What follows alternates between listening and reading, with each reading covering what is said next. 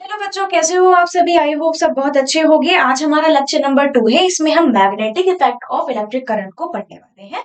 इस चैप्टर में जो टॉपिक मेजर रहेगा वो है आपका मैक्सवेल का राइट हैंड थंब रूल। ठीक है। और उससे रिलेटेड 3 हम सेक्शंस और पढ़ेंगे इसी लेक्चर में, जिसमें हम पढ़ेंगे कि किसी भी करंट कैरिंग वायर में, जिसमें अगर आपकी अलग अलग शेप कर दी जाए, अगर एक स्ट्रेट वायर लिया जाए, अगर एक लूप फॉर्म में लिया जाए, अगर एक सोलेनॉइड ले लिया जाए।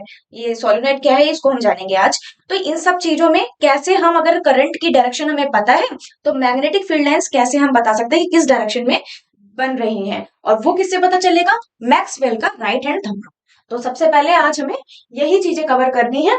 और आई होप कि आपको बाकी जो पिछले सेशंस हैं वो सब समझ में आए होंगे। बची हुई चीजें हम कर ही रहे हैं, एक और पार्ट बनेगा जिसमें हम सारा कुछ कंक्लूड कर देंगे। तो this is our Telegram channel Satya शिक्षा 910। इसको आपने ज्वाइन किया होगा आई होप, क्योंकि यहाँ पर आपको मिलने वाले हैं सारे पीडीएफ नोट्स, और जितना भी स्टडी मटेरियल है वो यहाँ पर मिल जाएगा। तो वो एक होता है ना कि बोर्ड एग्जाम आने से पहले जो है, एक होता है कि यार मुझे कुछ ऐसा मिल जाए कि बस मैं पढूं और जल्दी जल्दी पढ़ लूं और रिवाइज भी हो जाए मेरा थोरली पूरा चैप्टर, है ना। तो वो यहाँ पर आपको वो स्टडी मटेरियल जो है यहाँ पर अवेल आप कर सकते हो। फिर चलते हैं अपना कुछ इन्फॉर्मेशन मेरे बारे में। ठीक है। माय नेम इज प्रतिभा सक्सेना, और ये कुछ क्वालिफिकेशन मेरी। चलते हैं आगे, शुरू करते हैं अपना चैप्टर। तो याद है कि ऑस्टर्ड ने एक्सपेरिमेंट किया था और बताया था कि किसी भी मैग्नेट में नॉर्थ और साउथ दो पोल होते हैं, और जो मैग्नेटिक लाइंस होती है, मैग्नेटिक फील्ड लाइंस, एमएफएल। एमएफएल मालूम है पूरे लेक्चर में, ठीक है। तो एमएफएल क्या है? एमएफएल नॉर्थ से निकलती हैं और साउथ में मर्ज हो जाती हैं। नॉर्थ से निकलती हैं, साउथ में मर्ज हो जाती हैं। मैग्नेट के अंदर क्या हो रहा होता था बच्चा? मैग्नेट के अंदर हो रहा होता था कि भैया जो आपकी लाइंस हैं, जो मैग्नेटिक फील्ड लाइंस है वो कंटिन्यूस होती हैं। वो मैग्नेटिक फील्ड के अंदर, आई मीन मैग्नेट के अंदर जो लाइंस है वो अपोजिट रहती हैं, मींस साउथ से निकल रही होती है, नॉर्थ में मर्ज होती हुई दिख रही हैं। तो आउटवर्ड क्या होता है? आउटसाइड द मैग्नेट क्या होता है? नॉर्थ टू साउथ जो है, इसकी डायरेक्शन रहती है। यानी कि ये जो भाग रही होती है, किधर के लिए भाग रही होती है? साउथ की तरफ भाग रही होती है, और साउथ में एंड हो जाती है, ऐसा दिखता है। इनवर्ड क्या हो रहा होता है मैग्नेट के? इसका जस्ट उल्टा। ये सब हमने देखा था। और ऑस्टर्ड ने एक एक्सपेरिमेंट किया था कंपास रख करके। तो वही है, कुछ थोड़ा सा रिकैप मिलेगा आपको यहाँ पर। और उसके बाद में आप देखेंगे आपका जो राइट हैंड थंब रूल है वो। तो magnetic effect due to a current carrying conductor में सबसे पहले आप ये पढ़ो कि ऑस्टर्ड ने क्या कहा था। ऑस्टर्ड 1822 में was the first to discover the magnetic effect of current. ये ऑलरेडी हम पढ़ चुके हैं, थोड़ा सा रिकैप ले रहे हैं, ठीक है। तो ओके। तो ऑस्टर्ड ने क्या किया? 1822 में ये पहले थे जिन्होंने बताया कि भैया, डिस्कवर किया कि मैग्नेटिक इफेक्ट ऑफ करंट जो है कहीं ना कहीं होता है। कैसे बताया वो हम सब डिस्कस कर चुके, तो उस पर टाइम नहीं बिताएंगे अपना। He found that if a compass needle is placed near a current carrying wire, तो होता क्या है कि वो जो निडल है वो डेविएट होने लग जाती है अपने पाथ से। तो वही सब चीजें लिखी हुई हैं। फिर आगे इसके बाद magnetic effect of current is also known as electromagnetism. ये भी आपको पता होगा, ठीक है, हमने इसकी बात की थी जहां तक है। तो इलेक्ट्रोमैग्नेटिज्म इसको कहते हैं। देखो, जो मैग्नेटिज्म है वो इलेक्ट्रिसिटी से जनरेट हो रहा है, तो उसको एक टर्म दे दिया इलेक्ट्रोमैग्नेटिज्म। क्या बड़ी बात है? इलेक्ट्रोमैग्नेटिज्म। बड़ी बात हाँ ये है कि इसको जो है ना डिस्कवर किया है। टर्म सिंपल सा है। तो electro means electricity, and with magnetism, जब ये दोनों चीजें मिलती हैं तो हम एक टर्म दे देते हैं हमारा, क्या? इलेक्ट्रोमैग्नेटिज्म। तो इसको एक टर्म इलेक्ट्रोमैग्नेटिज्म से जाना गया। उसके बाद magnetic effect of current is very useful in electric Motors. कहाँ कहाँ पर यूज होता है? इलेक्ट्रिक मोटर्स में। इलेक्ट्रिक मोटर हमारा इस चैप्टर का पार्ट हुआ करता था, लेकिन इस बार हट गया, ठीक है। जनरेटर्स, टेलीफोन, इन सब में इलेक्ट्रोमैग्नेटिक जो है, मैग्नेटिज्म जो है वो यूज किया जाता है। Okay. And the straight wire, एक स्ट्रेट वायर अगर कनेक्ट कर दे बैटरी एंड स्विच से, the wire is held horizontally north और साउथ में, अगर हम उसको लगा दें over a magnet needle, magnet की निडल के चारों तरफ, ठीक है, ऊपर ऊपर, तो क्या होगा कि आपकी मैग्नेटिज्म जो है वहां पे, और एक अरेंजमेंट बना दें तो वहां पर मैग्नेट जो है क्या करेगी? मैग्नेटिज्म प्रोड्यूस होगा विद द इलेक्ट्रिसिटी। यानी कि जैसे ही इलेक्ट्रॉन्स का फ्लो होना चालू होगा, ठीक है, सपोज इस डायग्राम को ही ले लेते हैं। तो यहाँ दो वायर है और ये कॉपर का वायर लगा दिया है, ठीक है। तो इसमें जो है ये लूप फॉर्म में दिया गया है, हालांकि ये आगे चलकर पढ़ोगे कि यही सोलेनॉइड है। तो अभी तो फिलहाल ऐसे ही देखो, एक पोल नॉर्थ है, एक पोल साउथ है, वो कैसे बनता है वो भी बताएंगे। अगर आपको ये यहाँ पर थोड़ा सा और सिंपल मैं करके बताऊं तो सिंपल से अपना मैग्नेट ले लेते हैं नॉर्थ साउथ वाला। तो वही बताया कि कंपास ले जाएंगे तो नीडल जो है डेविएट हो जाएगी। अरेंजमेंट कर दो कि इसको जो है एक वायर से अटैच कर दो और बैटरी अटैच कर दो इसमें। तो इलेक्ट्रॉन का जैसे ही फ्लो होगा, इलेक्ट्रॉन का जैसे ही फ्लो होगा वैसे ही बच्चा क्या होगा, ये बंद है, स्विच यहाँ पर लगाना चाहो यहाँ पे स्विच लगा के दिखाना चाहो तो दिखा दो, लगा तो गूगल। तो नॉर्थ और साउथ पोल से क्या होगा कि मैग्नेटिक फील्ड लाइंस जो है निकलेंगी। ठीक है, तो वही बताया उन्होंने, ये सब हमारा रिकैप चल रहा है अभी। आगे बढ़ते हैं। When the direction of current is in the wire is reversed, अगर डायरेक्शन जो है करंट की वो रिवर्स होती है तो हमारा जो डिफ्लेक्शन है निडल का वो भी रिवर्स हो जाएगा। ठीक है, अगर आपने करंट का डायरेक्शन जो है रिवर्स कर दिया, मतलब पहले वो जा रहा था इस तरीके से, सपोज पहले ये जो करंट है वो यहाँ से जा रहा था और यहाँ पर आ रहा था। अगर आपने ऐसा नहीं किया, अब आपने इधर से फ्लो करवाना चालू करा, ठीक है, उसका पूरा अरेंजमेंट रहता है, जब अरेंज कर दोगे वैसा तो उधर से फ्लो करने लग जाएगा। ठीक है, तो जैसे ही आपने इधर से फ्लो करवाना चालू करा तो आपका मैग्नेटिक इफेक्ट जो है वो भी, यानी कि निडल जो है वो भी डेविएट होना अलग तरीके से चालू हो जाएगी, यानी कि रिवर्स हो जाएगी, क्योंकि मैग्नेटिक इफेक्ट रिवर्स हो जाएगा। तो वही है, बाकी आगे चलते हैं बच्चा। ये तो हमारा रिकैप का पार्ट हो गया। हाँ, एक और चीज है कि अमाउंट ऑफ डिफ्लेक्शन डिपेंड करता है डिस्टेंस ऑफ द निडल पर, कि डिस्टेंस जो है निडल की कितनी है। मतलब अमाउंट ऑफ डिफ्लेक्शन जितना भी होगा डिपेंड करेगा on the distance of the needle. Needle की डिस्टेंस कितनी है फ्रॉम द, कहां से, करंट कैरिंग वायर से, एक जो करंट कैरिंग वायर है ये है, उससे निडल की डायरेक्शन कितनी है। अगर हम यहाँ पे निडल रखें, कंपास रखें तो, ठीक है, तो ये उस पर डिपेंड करता है। Position of wire, and then इसके बाद में has we can conclude that current flowing in a wire gives rise to some magnetic field around it. Already done. Position of the wire conductor carrying the current, direction of current and direction of needle can be related by snow rule given below। मतलब कि आपका जो snow rule है, snow rule अभी आपके इसमें class 10th में नहीं है, तो आप इसको, इस लाइन को स्किप करो, ज्यादा अच्छा। ठीक है, इस लाइन को स्किप करो, इसमें नहीं है, आपका 10th में नहीं है, तो स्नो रूल को हम स्किप करेंगे क्योंकि ये हमारे क्लास 10th में नहीं है। अब हम आगे बढ़ते हैं। क्या मेन चीज दी गई थी, मैं फिर से बता दूं। ऑस्टर्ड है, ऑस्टर्ड ने भैया ये तो बताई दिया कि एक कंपास में जो निडल होती है वो डेविएट कर जाती है, अगर अगर वहां पर जो है इसको एक अरेंजमेंट में सेट कर दें हम। ठीक है, अगर अरेंजमेंट में सेट कर दें, इलेक्ट्रॉन का फ्लो करवा दें, ठीक है, और याद करो जो हम लोगों ने अपना फर्स्ट सेशन में पढ़ा था, तो निडल जो है डेविएट करने लग जाती थी। ठीक है, उसके बाद में उन्होंने बताया कि देखो अगर तुम्हें करंट की, मैक्सवेल आए, मैक्सवेल ने बेसिकली बताया ऑस्टर्ड के बाद में, ऑस्टर्ड ने अपना इतना काम कर दिया। मैक्सवेल आए, मैक्सवेल ने बोला कि देखो यार, अगर तुम्हें करंट की डायरेक्शन पता है, मैक्सवेल साइंटिस्ट थे ये, ठीक है, इन्होंने कहा कि अगर तुम्हें करंट की डायरेक्शन पता है, अगर तुम्हें करंट की डायरेक्शन पता है तो it is very easier to know, ये बहुत ज्यादा इजी हो जाता है, इजी टू नो कि आपकी जो मैग्नेटिक फील्ड लाइंस है वो कैसे बन रही है। तो बोले बताता हूं मैं कैसे, कि एक रूल है, right hand thumb rule. Right hand thumb rule में इन्होंने बेसिकली राइट हैंड का यूज किया, जाहिर सी बात है राइट हैंड का यूज करेंगे।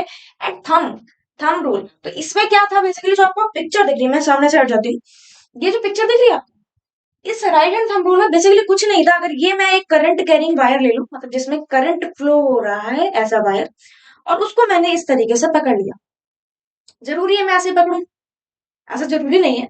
आपको बस ये पहचानना है कि करंट की डायरेक्शन किधर है। आपको पता है कि करंट की डायरेक्शन ऊपर है, तो आपने थंब को ऊपर रखा। ठीक है, मेरे थंब को देखो, ये थंब को ऊपर रखा क्योंकि करंट की डायरेक्शन ऊपर है। अब मेरी फोल्डेड फिंगर्स को देखो, मेरी फोल्डेड फिंगर्स जो है इनवर्ड जो है कर्व हो रही है, लूप बना रही है अंदर के लिए। तो जब आपको करंट की डायरेक्शन पता है तो जो आपकी फिंगर्स है, मैक्सवेल ने कहा ये फिंगर्स बताती हैं कि आपकी मैग्नेटिक फील्ड लाइंस की डायरेक्शन क्या होगी। सेम है, ये आपको हाथ दिख रहा है, हाथ दिख रहा है अंकल का, किसी का अंकल, किसी भी अंकल का हो सकता है ये, ठीक है, उससे हमें मतलब नहीं है। हमें मतलब है कि ये जो थंब है ये डायरेक्शन को बता रहा है करंट की। ठीक है, डायरेक्शन को बता रहा है करंट की, और यहाँ पर जो मैग्नेटिक फील्ड लाइंस है वो आपकी फोल्डेड, फोल्डेड क्या बता रही है, फिंगर्स बता रही है। तो बस आपको अगर डायरेक्शन पता है करंट की तो आप बता सकते हो कि आपकी मैग्नेटिक फील्ड लाइंस किस साइड में, किस डायरेक्शन में जा रही है। अब सपोज इसी की बात लेते हैं, अगर आपका करंट ऊपर अपवर्ड फ्लो कर रहा है तो मैग्नेटिक फील्ड लाइन कुछ ऐसे नहीं बन रही है, मीन्स ऐसे करके बन रही है, मीन्स एंटी क्लॉकवाइज बन रही है। अगर अपवर्ड होगा तो एंटी क्लॉकवाइज बन जाएंगी MFL, और अगर डाउनवर्ड होगा तो वो भी आगे देखिए चीजें आएंगी, हम समझेंगे बारी बारी से कि कब कैसा करंट फ्लो करेगा। तो 3 तरीकों से हम देखने वाले हैं, उन 3 तरीकों को देखेंगे। ये हाथ ना, मैं इस हाथ को, मैं ऐसा, एक मूवी आई है वेनसडे करके, उस मूवी में वो हाथ जो है इस तरीके से चलता है। तुम लोग अभी मत देखना, तुम्हारे बोर्ड एग्जाम है, ठीक है। ये कंट्रोल पावर तुम्हारे अंदर होनी चाहिए। कोई भी वेब सीरीज जो है चलती रहेगी, बार बार आएंगी, लेकिन बोर्ड एग्जाम बार बार नहीं आएंगे, ये मैंने बहुत बार बोला है। तो सबसे पहले ए वाली हेडिंग देखो, तुमने वो समझ लिया कैसे होता है। राइट हैंड थंब रूल में सिंपली करंट अगर फ्लो कर रहा है ऊपर के लिए तो अपने थंब ऊपर रखा, यानी कि थंब बताता है करंट को, और हमारे फोल्डर फिंगर्स बताती हैं MFL की डायरेक्शन को। Simple, okay. तो अब ये मैग्नेटिक फील्ड जो है वो ड्यू टू करंट, करंट की वजह से जो मैग्नेटिक फील्ड जनरेट हो रही है due to a straight conductor, कोई भी स्ट्रेट कंडक्टर ले लिया, जैसे मैंने सपोज ये वायर ले लिया, ये वायर है एक, और मैंने इस वायर में देखा कि ये तो एक स्ट्रेट वायर है, इसमें मैंने एक्सपेरिमेंट करना चालू करा। हमें पता ही है कि मैक्सवेल ने जो राइट हैंड थंब रूल दिया है वो हमें लगाना कैसे है, तो हमने इसको इस तरीके से पकड़ लिया। सपोज तुम ऐसा सपोज करो मैंने इसको पकड़ रखा है, अब सही है। तो करंट जा रहा है ऊपर के लिए, देखो, हाँ, करंट जा रहा है ऊपर के लिए, अपवर्ड फ्लो कर रहा है अभी, अपवर्ड फ्लो कर रहा है। एंड जो फोल्डेड फिंगर्स है वो कैसी आ रही है, इनवर्ड, मतलब कि लूप बना रही है, कंसेंट्रिक कंसेंट्रिक फ्लो हो रहा है यहाँ पर। जो मैग्नेटिक फील्ड लाइंस है वो कैसी बन रही है, कंसेंट्रिक बन रही है, नॉट फ्लो। तो यहाँ पर जो सर्कुलर फॉर्म बन रही है वो मैग्नेटिक फील्ड लाइंस की बन रही है। तो यहाँ पर हम जो डायरेक्शन है हम सिंपली कह सकते हैं कि एंटी क्लॉकवाइज है, तो इसको बार बार ना लिख करके हम ऐसे समझ ले। बेसिकली मुझे यहाँ पर एक पॉइंट बताना है कि जब भी आपका कोई भी करंट कैरिंग वायर अगर स्ट्रेट लिया गया है तो उस स्ट्रेट वायर में आपको एक बात ध्यान रखनी है, किसी भी स्ट्रेट वायर में जो आपकी मैग्नेटिक फील्ड लाइंस होती हैं वो सर्कुलर बनती है, सर्कुलर बनती है, ठीक है। ये क्वेश्चन पिछले सेशन में रिपीट हुआ था, मतलब ये क्वेश्चन जो है पिछले सेशन में डला हुआ था आपके एमसीक्यूज वाले सेक्शन में। तो उसमें मैंने आपसे ये भी बोला था कि अभी आपने इतना पढ़ा नहीं है तो ये आप नहीं लगा पाओगे, हिंट दे देती हूँ मैं, तो मैंने बता दिया था। उसमें पूछा गया था कि सर्कुलर जो है ना मैग्नेटिक फील्ड लाइंस बन रही है, तो बताओ कि कंडक्टर कैसा होगा। तो मैंने कहा था कि स्ट्रेट होगा, ये मुझे पता है, तुम्हें नहीं पता है, आगे पता चल जाएगा। तो अभी तुम्हें पता चल गया। तो कभी भी अगर कंडक्टर जो है स्ट्रेट है तो आपकी जो मैग्नेटिक फील्ड लाइंस है वो सर्कुलर बनेगी, ये याद रखना, ठीक है, भूलना मत। अब आगे क्या दिया गया है, when the current carrying conductor is straight, magnetic field is circular, वही बात, it means that when the current flow in a straight wire, the magnetic field produces has the magnetic field produced has circular lines of force surrounding the wire, having their centers at the wire as shown in the figure given below। तो यहाँ पर उसका centre क्या हो जाएगा, centre उसका ये हो जाएगा। बस इतनी सी बात समझनी थी, बताओ इतनी सी बात, कोई टफ है क्या? नहीं, नोट्स की चिंता ना करना, नोट्स मिल जाएंगे आपको। This can be shown by sprinkling iron filing. अगर आपको सपोज, एक तो वो वाला एक्सपेरिमेंट हो गया कि हमने एक वायर लिया और राइट हैंड थंब रूल से पहचान लिया कि कैसा क्या है। अब उसके बाद में अगर हमें ये पहचानना है कि क्या ये सच है या नहीं है, अगर हम मैक्सवेल को चैलेंज करें तो हम क्या करें, आयरन फाइलिंग्स को बिछा दें, आयरन फाइलिंग्स को बिछा दें, एक कार्डबोर्ड ले, ये सपोज ये कार्डबोर्ड है, कार्डबोर्ड के अराउंड जो है एक वायर मैंने बीच में लगा दिया। ये 3D में तुम समझो, थोड़ा सा 3D में, ठीक है। एक कार्डबोर्ड है और कार्डबोर्ड के बीच में मैंने एक वायर लगा दिया। अब उस कार्डबोर्ड पे मैंने आयरन फाइलिंग्स को बिछा दिया। अब मैंने जब टैप करा तो वो टैप होने पर हुआ क्या, जो आपकी मैग्नेटिक इफेक्ट जो हो रहा था यहाँ पर, उसकी वजह से ये सर्कुलर फॉर्म में बन गई, क्योंकि इसमें तो भाई क्या है, करंट है ना, ये भूल मत जाना कि इसमें करंट है, इसमें करंट है, तो मैग्नेटिक इफेक्ट हुआ, due to current magnetic effect generate हुआ। मैग्नेटिक इफेक्ट जनरेट होने का मतलब तुम समझ रहे हो कि magnetic field, basically magnetic field lines generate हो रही हैं। तो वो कैसी होंगी, सारी आयरन फाइलिंग्स को वो सर्कुलर वे में इकट्ठा कर लेंगे अपने चारों तरफ। इससे ये प्रूफ हो गया कि अच्छा ठीक है, मैक्सवेल तो ठीक कह रहे थे और इनकी बात को मान लेना चाहिए। तो बिल्कुल ठीक है, ये स्ट्रेट अगर है आपका तो सर्कुलर ही बनेगा, ये समझ गए। आगे चलते हैं। Hence, we can say that magnetic lines of force around a straight current carrying conductor is circular. The plane of circular lines is perpendicular to the length of the wire. अच्छा, तीसरा, एक तो 2 पॉइंट तो वो हो गए, एक तो ये हो गया कि स्ट्रेट है तो सर्कुलर बनेगा, और आयरन फाइलिंग्स भी बिछाओगे तो सर्कुलर वे में हो जाएगी, तो मतलब वो एक ही हुआ कम, अगर पूरा देखें। और ये सेकेंड पॉइंट जरा ध्यान रखना कि कभी भी आपका जो प्लेन है, प्लेन ऑफ सर्कुलर लाइन है, सर्कुलर लाइन का प्लेन तुम समझ रहे हो ऐसा ऐसा जो बन रही है, ठीक है। तो जो प्लेन है सर्कुलर लाइन का वो परपेंडिकुलर है to the length of the wire, जो आपका वायर की जो लेंथ है उसके बिल्कुल परपेंडिकुलर है, यानी कि 90 डिग्री पर बन रहा है। एरो करता है मार्क डायरेक्शन को, तो वो तो हमें पता ही है। When current I flow through a straight wire the magnetic field strength B, जिसको बी से रिप्रेजेंट करते हैं, अगर तुम चाहो तो मैग्नेटिक फील्ड स्ट्रेंथ ही केवल लिख दो तब भी चलेगा, क्योंकि ये पार्ट ना, ये वाला जो पार्ट तुम्हें दे रखा है बी वाला, जिसको रिप्रेजेंट कर रहे हैं बी से, ये बहुत ज्यादा अच्छे से तुम्हें 12th में पढ़ने को मिलेगा, तो इसको अभी तुम बस ऐसे ही याद रखो।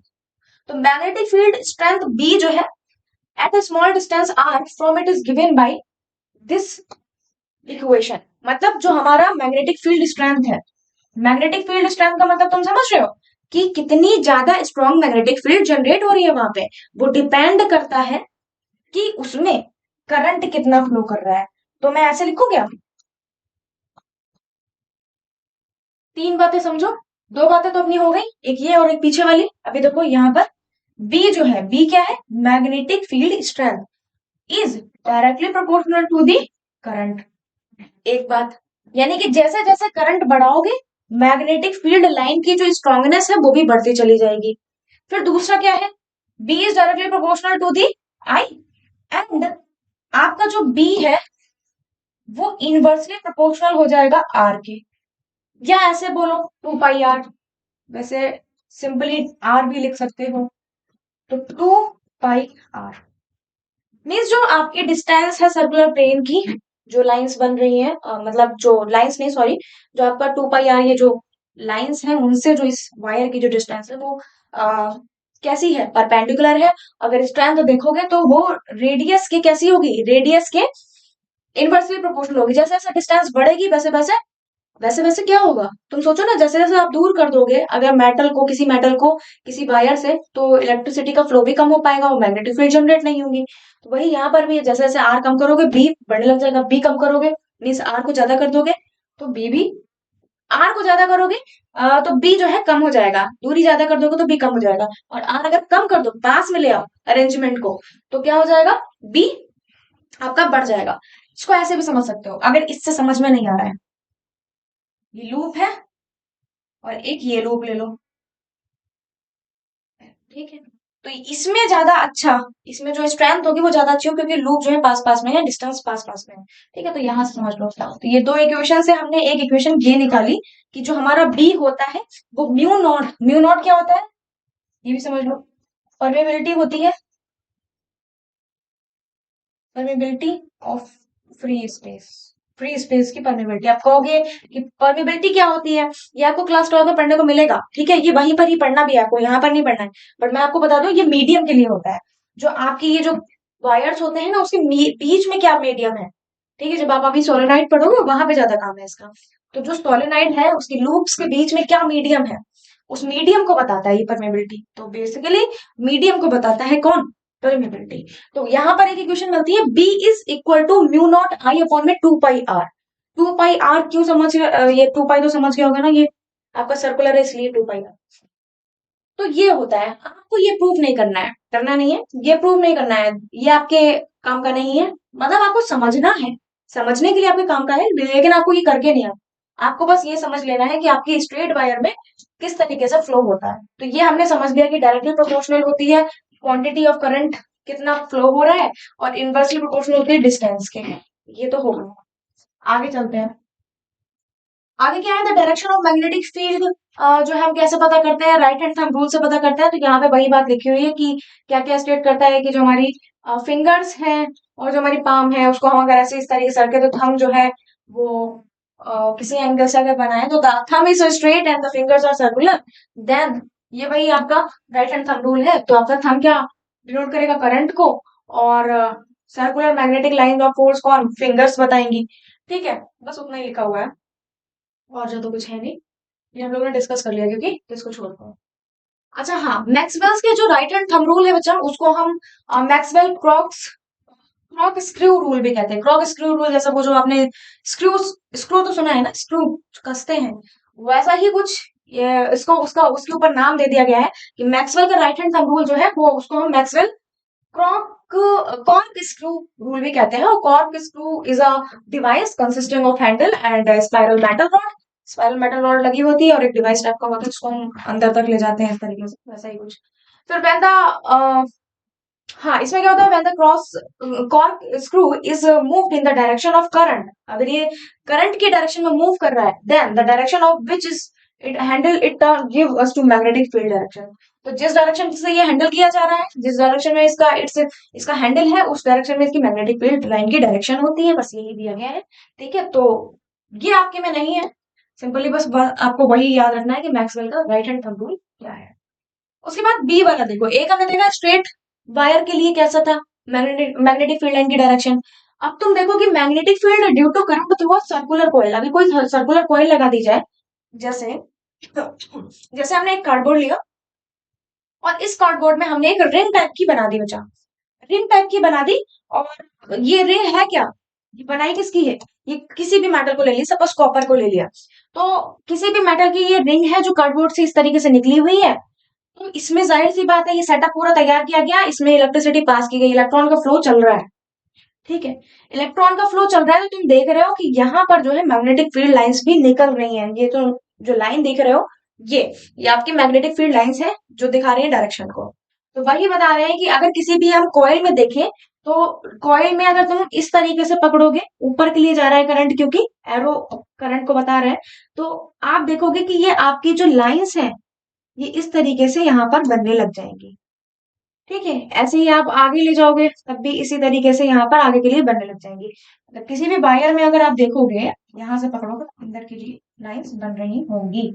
ठीक है, अंदर के लिए लाइंस बन रही होंगी और नीचे भी उसी की तरह होगा बिल्कुल। ठीक है, तो वही बस दिखाया गया है आपको कि किस तरीके से लाइंस बनेंगी, मैग्नेटिक फील्ड लाइंस। बस आपको इसमें इतना पता करना था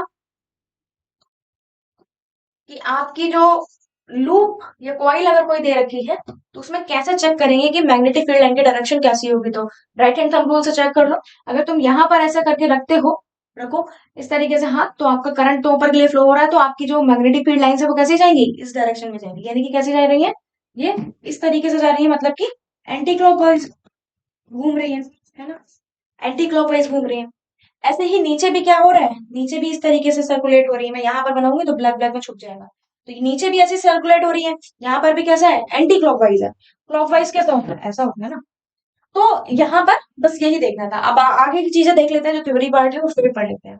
वैन करंट इज सर्कुलर, अगर करंट सर्कुलर वे में घूम रहा है, ठीक है, तो मैग्नेटिक फील्ड इज स्ट्रेट, तो मैग्नेटिक फील्ड स्ट्रेट हो जाती है। कहाँ पर होंगी, लेकिन यहाँ पर तो वही एंटी क्लॉकवाइज घूमेंगे, लेकिन नीचे जब आप आओगे, जैसे जैसे नीचे आओगे, अब करंट फ्लो हो रहा है नीचे के लिए, तो आप ऐसे करोगे, नीचे आओगे तो यहाँ पर डाउनवर्ड करोगे अपना थंब, तो आपकी जो मैग्नेटिक फील्ड लाइंस होंगी वो आगे के लिए निकल जाएंगी, इस तरीके से आगे के लिए बढ़ती चली जाएंगी। ठीक है, ये देखो आगे के लिए बढ़ते चले जाएंगे, ऐसे ही ये भी आगे के लिए बढ़ती चली जाएंगी। ठीक है, एक दूसरे को इंटरसेक्ट तो करेंगी नहीं, तो यहाँ पर जो ऑलरेडी मैग्नेटिक फील्ड जनरेट हो रही है वो उसको क्या करेगी, दूर फेंकेगी। नहीं समझे, देखो कैसा, दिखाती हूँ मैं। ये हमारा वायर है, इसको हम यहाँ पर लेते हैं, ऐसे समझो, और ये कार्डबोर्ड है, और नीचे का हम एरिया नहीं ले रहे हैं अभी कुछ भी, ऊपर का समझो। करंट फ्लो हो रहा है इस डायरेक्शन में, जब इधर ऊपर आओगे तो अंदर के लिए होंगी, यानी कि ऐसे ऐसे बन रही है, ऐसे ऐसे बन रही है। जब तुम ऊपर आए तो तुमने इस तरीके से किया, तो ये ऐसे ऐसे बन रही है, ऐसे ऐसे। ठीक है, तुम समझ के देखो। फिर नीचे आए तो ये आपका राइट हैंड ही लेना है, तो यहाँ पर डाउनवर्ड आपका थंब है, तो आपकी जो मैग्नेटिक फील्ड लाइंस है कैसी आ रही है, इस तरीके से आ रही है, तो ये ऐसी ऐसी बन रही है, ऐसे। अब जब आप बिल्कुल नीचे आ जाओगे, तो ऑलरेडी यहाँ पर लाइंस बन रही है, ऑलरेडी यहाँ पर इस तरीके से डायरेक्शन में लाइन बन रही है, तो यहाँ पर जो लाइंस बनेंगी वो एक दूसरे को रिपेल करेंगे, सीधी सीधी निकल जाएंगी, सीधी सीधी निकल जाएंगी। तो इसीलिए बोला गया है कि यहाँ पर जो सर्कुलर अगर कॉइल है, तो आपकी मैग्नेटिक फील्ड लाइन जो है स्ट्रेट होती है। ये याद रखो कि स्ट्रेट है तो सर्कुलर, सर्कुलर है तो स्ट्रेट। एक को याद कर लो, दूसरा याद हो जाए। When the current flow in a circular wire, the magnetic field produced has straight lines of force near the center. Center के पास में सीधी सीधी लाइंस होंगी, बाकी आपका वही जो मैंने बताया ऐसा ही अरेंजमेंट होगा। The parallel lines are in plane perpendicular to the plane of coil. Parallel lines जो होंगी वो कैसे होंगी, परपेंडिकुलर होंगी to the plane of the coil, coil के अगर प्लेन से देखें तो, ठीक है, ओके, नहीं समझे, देखो यहाँ पर the parallel lines are in a plane perpendicular, plane perpendicular का मतलब है कि जो आपका प्लेन ऑफ द कॉइल है, जो आपका प्लेन ऑफ द कॉइल है, इसके क्या हो रही है, परपेंडिकुलर हो रही है ना, तो वही बताया गया है बस। और आगे चलते हैं हम, the straight line at the middle of the coil are due to the fact that the magnetic lines of the force around each small segment of the circular coil. मतलब स्ट्रेट लाइन वो क्यों है, क्योंकि आपकी each segment जो है, आपका magnetic field lines जो है उसको बना रही है, उस पर बन रही है, तो इसलिए उसके वजह से स्ट्रेट लाइंस जो है middle of the coil are due to the fact that the magnetic lines of force surround कर रही है ईच स्मॉल सेगमेंट, मतलब हर एक स्मॉल सेगमेंट को जो है मैग्नेटिक फील्ड लाइंस जो है सराउंड करे हुए हैं, घेरे हुए हैं, इसलिए यहाँ पर स्ट्रेट बन रहा है। At the centre of the coil all lines force act to each other resulting in the increase in the strength. मतलब आपके सेंटर के, कॉइल के सेंटर पे जितनी भी लाइन है, लाइन ऑफ फोर्स है, वो ऐड हो जाएंगी ईच अदर एक दूसरे में, और ये जनरेट कर देंगी स्ट्रेंथ को, यानी कि जो मैग्नेटिक फील्ड लाइंस है वो डिपेंड कर रही है कि कितना यहाँ पर, कितनी ज्यादा लाइंस यहाँ पर बन रही है, कितनी ज्यादा मैग्नेटिक फील्ड लाइंस बन रही है, कितनी दूर तक बन रही है, ठीक है, तो उसी से ही क्या होगा, रिजल्टिंग क्या आएगा कि आपकी जो मैग्नेटिक फील्ड लाइंस होंगी वो बहुत ज्यादा स्ट्रॉन्ग हो जाएगी। Then it is found that the magnitude of the magnetic field at the center of a circular coil carrying current is directly proportional to the amount of current flow। पहले की तरह भाई जितना ज्यादा करंट फ्लो कर पाओगे magnetic field lines और दूर तक फैलेंगी, ठीक है।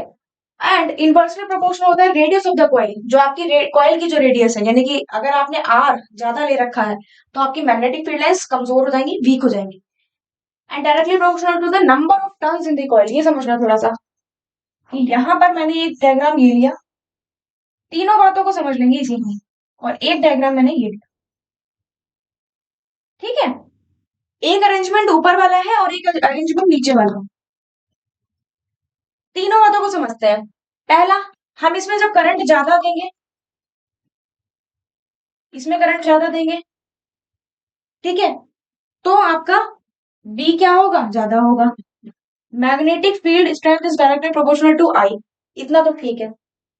अगर हम इसमें, दूसरी बात क्या थी हमारी कि जो आपकी रेडियस है, कॉइल की जो रेडियस है, कॉइल जो आपने ये ली है, कॉइल की रेडियस अगर तुम ज्यादा कर दोगे, यानी कि गैप जो है उनके बीच में ज्यादा कर दोगे, ये जो गैप है, ये गैप बीच में ज्यादा कर दोगे, तो क्या होगा, दूर दूर हो जाएगा। मैंने ज्यादा कर दिया, मैंने ज्यादा ज्यादा कर दिया, तो क्या हुआ, गैप ज्यादा हो गया, तो इसमें उतनी स्ट्रेंथ नहीं होगी जनरेट जितनी इसमें ज्यादा होगी, क्योंकि मैंने इसके गैप देखो कितने अच्छे से अरेंज किए। तो B is inversely proportional to r, ठीक है, मैंने इसमें कम की तो ये बी जो है ज्यादा हो जाएगा। अच्छा, दूसरा क्या, दूसरा ये है कि नंबर ऑफ टर्न्स, आपने कॉइल में कितने नंबर ऑफ टर्न्स दिए हैं, इस ये भी डिपेंड करता है कि उसकी मैग्नेटिक फील्ड ज्यादा होगी या कम होगी। तो B is directly proportional to n, n means number of turns, number of turns, ठीक है। तो जैसे जैसे आप ये बढ़ाओगे नंबर ऑफ टर्न्स को, आपकी मैग्नेटिक फील्ड ज्यादा होगी, तो ये वाला हमारा जो है ना बढ़िया वाला अरेंजमेंट हो जाएगा। तो ये तीनों से ही, तीनों को जब हम ऐड करेंगे तो हमारे पास में ये इक्वेशन आ जाएगी कि B is equal to the mu naught n I upon में 2r। म्यू नॉट जब कांस्टेंट हटाएंगे तो ये प्रोपोर्शनलिटी साइन हटाएंगे तो कांस्टेंट लग जाएगा। ये आपको डिराइव नहीं करना है अगेन आपको, लेकिन एक मैंने पूरा कॉन्सेप्ट समझा दिया, तो 12th में जब जाओगे तो दिक्कत नहीं होगी, ठीक है। तो ये समझ गए, क्या याद रखना है, स्ट्रेट में सर्कुलर लाइंस बनती हैं और सर्कुलर में स्ट्रेट लाइंस बनती हैं, और डिपेंड किस पे करता है, डिपेंड जरूर याद कर लेना, डेरिवेशन नहीं देना है। Magnetic field due to current in a solenoid, solenoid होता क्या पहले तो ये समझो। सोलेनॉइड हर वो एक अरेंजमेंट ऐसा माना जा सकता है कि वो सोलेनॉइड है अगर कि वहां पर यहाँ पे लूप लगा रखे हैं, कॉइल लगा रखी है, और बीच में कोई भी मेटल, सॉफ्ट मेटल कोई भी, या कोई भी स्टील जो है हमने लगा दी है, मेटल होनी चाहिए वो लगा दी, तो ऐसे अरेंजमेंट, और उसमें करंट भी फ्लो हो रहा हो, तो ऐसे अरेंजमेंट को हम सोलेनॉइड कह देते हैं, ठीक है। फिर से पढ़ो, magnetic field due to current in a solenoid, a coil of many turns of wire wrapped in the shape of cylinder, cylinder की फॉर्म में उसको रैप कर दिया किसी वायर से मेटल को, तो उसको हम सोलेनॉइड कहते हैं। That is a solenoid is a long cylindrical coil bound over a hollow cylinder non conducting, ठीक है, जो नॉन कंडक्टिंग होगा, मतलब कि अंदर कुछ नहीं हो रहा है, बस ऊपर ही ऊपर क्या हो रही है, मैग्नेटिक फील्ड लाइंस जो है बन रही है। ठीक है। लॉन्ग सिलेंड्रिकल कॉइल होगा bound over hollow cylinder non conducting, जिसके थ्रू कंडक्ट नहीं हो पा रहा होगा, बट हाँ वायर में कंडक्शन है। ठीक है। एक हॉलो कंडक्शन हॉलो सिलेंडर लिया है जिसके अंदर कुछ भी नहीं है। अच्छा दूसरा, solenoid differs from a circular coil in that the length of the solenoid is much greater then its diameter. Solenoid differ करता है फ्रॉम अ सर्कुलर कॉइल, मतलब एक सर्कुलर कॉइल से डिफर होता है सोलेनॉइड, क्योंकि जो लेंथ ऑफ द सोलेनॉइड है is much greater than the diameter, than its diameter. कि इसका जो, अगर आप कॉइल केबल ले रहे हो, कॉइल वाला अरेंजमेंट केबल ले रहे हो, अंदर कुछ भी नहीं रखा है, तो आप उसे सोलेनॉइड नहीं कह सकते। सोलेनॉइड होने के लिए एक सिलिंड्रिकल वे में इसकी लेंथ ज्यादा हो जाती है as compare to its diameter. ठीक है। डायमीटर से जो एक कॉइल गई है ना, उसके डायमीटर से उसकी लेंथ बहुत ज्यादा होगी। ठीक है। सिंपल वे में ये समझो कि सर्कुलर जो आपकी है कॉइल और जो आपका सिलेंड्रिकल वे में जो आपका सोलेनॉइड दिया गया अरेंजमेंट वो बहुत अलग है, डिफरेंट है। अच्छा उसके बाद, तो ये हो गया हमारा सोलेनॉइड। इसमें electromagnetic field due to the flow of current generate हो रही है। ठीक है। और करंट यहाँ से इन हो रहा है, यहाँ से आउट हो रहा है। अब आप ये देख के थोड़ा सा सोच में पड़ रहे होगे कि इसमें नॉर्थ और साउथ पोल कैसे दे दिया। तो नॉर्थ और साउथ पोल इसलिए दे दिया, देखो ऐसे है कि यहाँ पर जो सोलेनॉइड कॉइल है भैया, ये इसको कंपेयर किया जाता है बार मैग्नेट से। बार मैग्नेट से, क्योंकि इसमें भी पोल होते हैं, इसमें भी पोल होते हैं, और इसमें भी नॉर्थ और साउथ पोल है। अब इसमें नॉर्थ और साउथ कैसे पोल है ये समझते हैं। दोनों सिमिलर है क्योंकि दोनों दोनों के पास में पोल है। इसके पास कैसे पोल बन जाता है वो देखते हैं। तो देखो, अगर तुमने इधर से देख रहे हो, तुम सपोज इधर से मैं आंख सही बना रही हूँ, सही बना रही हूँ। तो इधर से अगर तुम देख रहे हो और अगर तुम्हें तुम्हारा जो लूप है वो कुछ इस तरीके से मिले, मीन्स उसमें जो डायरेक्शन है करंट की वो कैसी हो, वो क्लॉकवाइज हो। यहाँ से करंट जाएगा, फिर यहाँ पे जाएगा, फिर यहाँ पे ऐसा घूम रहा है ना, तो ये क्लॉकवाइज घूम रहा है। तो जो साउथ पोल होता है इसको रट लो, चाहो तो कोई दिक्कत नहीं है। साउथ वाइज नहीं, साउथ पोल है ना। चलो, तो ये साउथ होता है, साउथ पोल। और अगर आपका जिस भी डायरेक्शन से आप देख रहे हो, ठीक है, अगर आपका जो लूप है, एक लूप उठा करके जूम करके देखें अगर हम, तो उसमें अगर जो करंट की डायरेक्शन है वो एंटी क्लॉकवाइज है, एंटी क्लॉकवाइज, तो वो नॉर्थ पोल हो जाता है। ये इसको ना बिल्कुल एकदम से याद कर लो, सही में बहुत काम आने वाला है। तो इसमें क्या है, इन हो रहा है तो करंट कैसे जा रहा है, इसमें करंट, इसमें करंट आपका इन यहां से हो रहा है तो इस तरीके से घूम रहा है। ये थोड़ा सा और सही से बना देते हैं।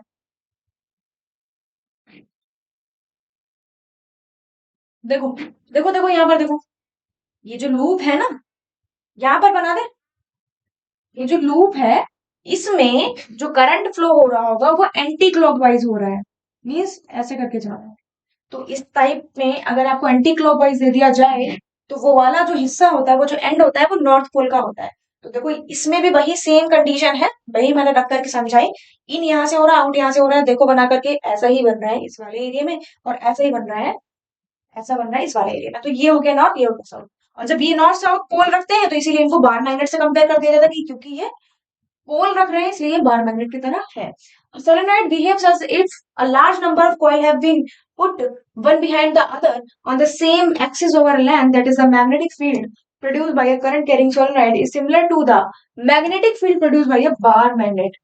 एक सोलेनॉइड जो है बिहेव करता है एक लार्ज नंबर ऑफ कॉइल के साथ में, जब उसमें करंट भी हो, जब उसमें मैग्नेटिक फील्ड भी जनरेट हो रही हो, तो वो बार मैग्नेट की तरह बिहेव करता है। And current in solenoid produce करता है magnetic field in each turn, हर एक टर्न में, यानी कि हर एक टर्न में, एक टर्न दूसरा टर्न, हर एक टर्न में जो है ये मैग्नेटिक फील्ड जो है जनरेट कर रहा है, जो कि एडिएटिव होती है, मतलब जुड़ जाती है, और जुड़ करके क्या बनाती है, स्ट्रॉन्ग बनाती है मैग्नेटिक फील्ड को।